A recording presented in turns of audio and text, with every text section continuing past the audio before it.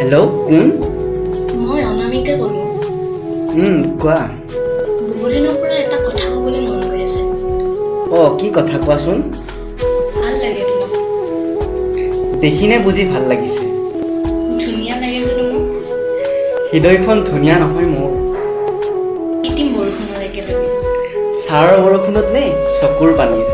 ধেমালি নকৰিবা। মোৰ চৰ্ত মানিব পাৰিবা? নিশ্চয় মানিম।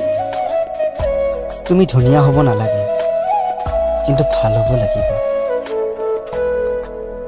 তুমি ভাল পাব নালাগে, কিন্তু বুজিব লাগিব। তুমি আধুনিক হ'ব নালাগে, কাৰণ আধুনিকতাৰ নামত নগ্নতা মই পচন্দ নকৰোঁ।